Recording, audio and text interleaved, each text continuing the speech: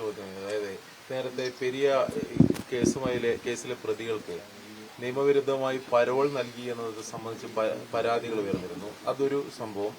അതിനുശേഷം പരോളിൽ ഇറങ്ങിയ ഒരു പ്രതി പ്രകോപനപരമായി സമൂഹ മാധ്യമങ്ങളിൽ വീഡിയോ ഇട്ടതുമായി ബന്ധപ്പെട്ടും ഒരു പരാതി ഉണ്ടായി.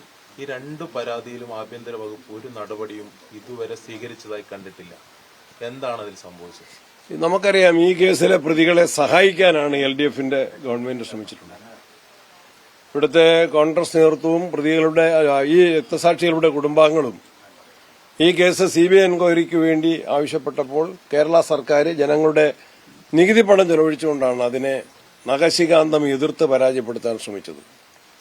പ്രോസിക്യൂഷൻ കോടതി വിധി പ്രഖ്യാപനത്തിൽ കൃത്യമായിട്ട് പറഞ്ഞിട്ടുണ്ട്. പ്രതിഭാഗം ചേർന്നതുപോലെയാണ് പ്രോസിക്യൂഷൻ അന്വേഷണ ഏജൻസികൾ പ്രവർത്തിച്ചത് എന്ന് പറഞ്ഞിട്ടുണ്ട്.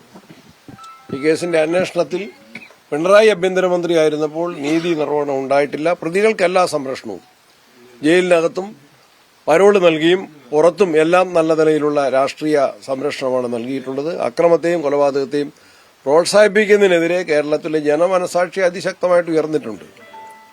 കൊലപാതക രാഷ്ട്രീയത്തിന്റെ ഞെട്ടിക്കുന്ന ഇരകളാണ് കൃപേഷും ശരത്ലാലും.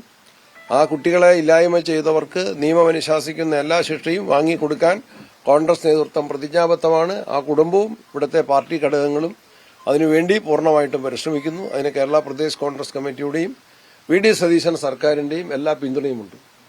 പക്ഷെ അതില് ഈ പരോളിൽ ഇറങ്ങിയതിനു ശേഷം UDF ഭരണമാണ്, അതിൽ നടപടിയെടുക്കാം.